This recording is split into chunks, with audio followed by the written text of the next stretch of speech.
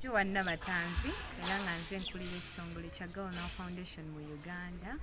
era nga ndi musanyufu nnyo olw'okuba ntusobodde okutuuka ku lunaku lwaffe luno lukuzibwa mu nsi yonna nga 11 naye ffe nga Nakisunga era nga Mukono twasalawo tulukuze leero nga 21 era nga luleese amasomero ag'enjawulo aga private n'aga government era nga tulukuzizza wano e Namyengi Church of Uganda Primary School. So no lunaku luno wano Mukono lwali telukuzibwa naye omwaka oguwedde bwe twatuukirira abantu ab'enjawulo ku sub-county by then ne basalawo nti natutudde wamu tusobole okubeera nga tukuza olunaku luno. Omwana omuwala ffenna tumumanyi era tuwulidde abantu ab'enjawulo n'ebitongole by'enjawulo nga bimwogerako kubanga kituufu ensonga ze zikyali nneneko era nnyingi ezeetaaga okukolebwako ku mwana omuwala era kyo kiba ky'ebitongole nga Girl Foundation bisitukiddemu okukakasa nti bisobola okuyambako omwana omuwala ono era nga ofiisi zaffe zisangibwa Kasenge embalala e Mukono era nga housing bw'ekitongole bakiyita Kasenge Riverport Organic Agriculture Center era nga gye twatandikira eyo mu COVID lockdown. Kale nze Lyomwana batanzi mbadde mu bintu bino okumala ebbanga kubanga nava Luweero nga twali tulina ekitongole eyo nga bakiyita Just Like My Child Foundation era ekitongole ekyo ne tubeera nga tutambula nakyo nali omu ku ba beneficiaries era with time ekiseera kyatuuka nange ne ntandika okukola omulimu guno naye mu location ey'enjawulo era that is Mukono era nali najja kusoma bya agriculture naye bwe nalaba kubanga ekifo ekyo kiri kumpi n'ekirombe nga ndaba ebizo abaana bye bayitamu ne ngamba bino nno tebyawukana n'ebiri ewa eluweeri era ne ntandika mpola mpola nga mpita abaana wayitawo ebbanga ttono ne tufuna n'abatukwatizaako era paka kati we tuli nti ssaawa zino tuli mugezaako kulaba nga Mukono district yonna tukibuna nga tuyita mu masomero kubanga tukimanyi ekinneera ebintu bino bino bye tulowoozaako ng'okutulugunyizibwa nga buli kimu ekizibu kye tulina oluusi abaana babeera nayo lwa butamanya naye bwe tugenda ne tunyumyako nabo mu ngeri eri interesting kubanga kati ekitongole kyaffe kirina nnyo kale abaana abali ku campus oba abaakava ku campus kuba nange kennyini almost nakamaliriza owandika ebibuuzo byange era tubeera nga tujja nga tuli ba big sisters ne batunyumizaako ne batubuulira oluusi lw'osanga nga balina ebizibu ebyenjawulo bye bayitamu neera nga tugezaako nga bwe tusobola okakasa nti natukwataganyizaako nabo babeere nga banyumirwa okubeera omwana omuwala ate nga bwe tuyiga ebintu ebirala ebyenjawulo eby'emikono nga bwe mulabyeko ku display tubaddeko n'ebyobulimi ne sabbuuni tukola n'ow'ekitole tukola n'ebyo byonna bino basobola okukola ewaka ne bayamba okusevinga ssente ezandigenze mu ebyo nti butungulu nti ki nti oba nakati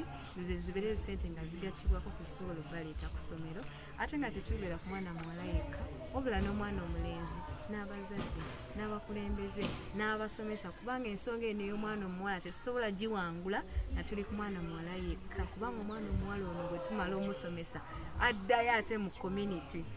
nabeera nga singa abantu ababeera nabo basobole okuba nga boogera olulimi lwe lumu kiba kigenda tuyamba kubanga tukkiriza nti omwana omuwala oyo yebiseera byaffe eby'emmaaso era singa omwana omuwala oyo abeera nga atutumuka kiba kituyamba n'ebyenfuna byaffe okwongera okutereera ne Uganda yennyini ng'eggwanga okubeera nga tusobola okuba nga tutambulira wamu era tuli basanyufu olunaku lwa leero oluli ku theme eya our rights.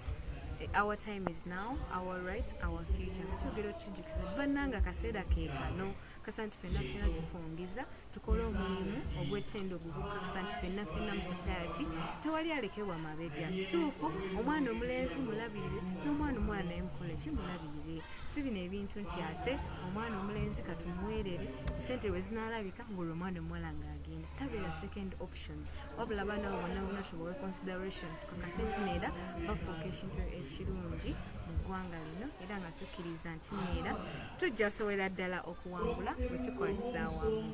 Ebizibu abaana bawala bye baza bayitamu baba rapinga bakola batya magezi ki nga mmwe ekitongole gye muvuddeyo nago era ntegeka ki gye mulina ku baana nga bwe kitugenza okukizuula nti abaana bano abasinga ebintu bye bayitamu oluusi babirabanga ebyabulijjo engeri gye bibaddewo mu society okumala ebbanga kubanga nga bwe tumanyi ate bwogenda n'obasomesa sexual violence oluusi n'obagamba nagamba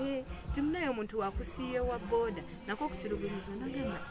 ekyo mbadde sikimanyi naye nga first weapon yaffe yakuba nti tubunya knowledge eyo violence eno gye twogerako okutulugunyizwa yeeko kweki era tusubire maaso eyo okubeera nga bwe tugambye okuleeta abantu bonna ab'enjawulo katina tumanyi ebiseera ebisinga ababooda boogereddwako nnyo nti nera bebakola ki be basinga okutulugunya abaana nga bayita ku stage oba mu luzungu kye tuyita street harassment tusuubira nabo ebiseera eby'emaaso tugenda nabo tubaleeta twogere nabo abasomesa ku ssomero tumanyi nti abasomesa bamu be bakwata abaana so knowledge eyo abaana ne bamanya era n'abazadde bonna ne bamanya nti kino kyogamba kibeera ki kubanga si rape na defilement yokka wabula bintu birala eby'enjawulo bisobola bibeera nabyo its part of the violence kyetuli kwogerako era ekisooka knowledge ekyokubiri partnership nga bwe muwulidde waliwo ebitongole ebyenjawulo ebikwata different parts of naye nga tusuubira nti neera ebbanga we linayongera okugenda maaso tujja kubeera ne shelters tujja kubeera n'ebintu byala bingi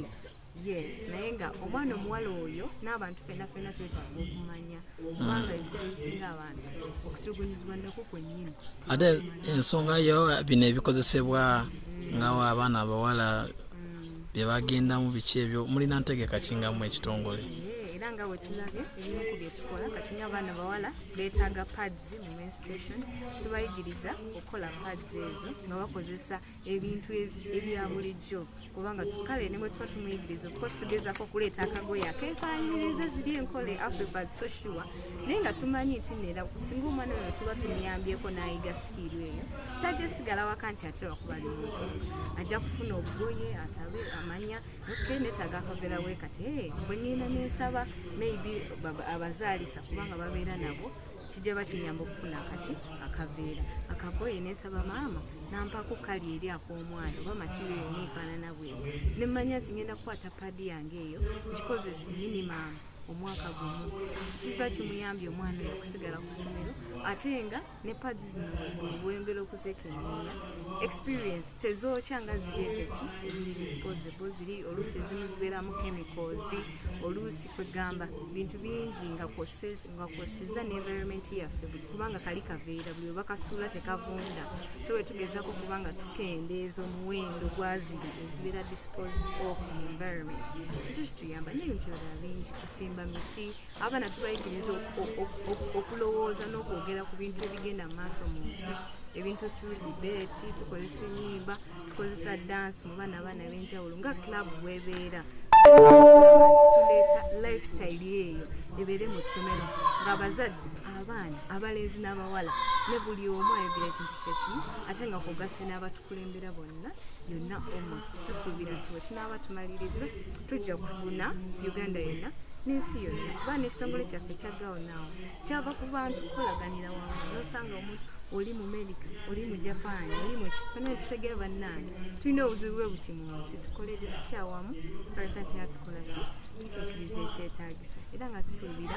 nti the future is very very bright for the girl child not only in Uganda but world over.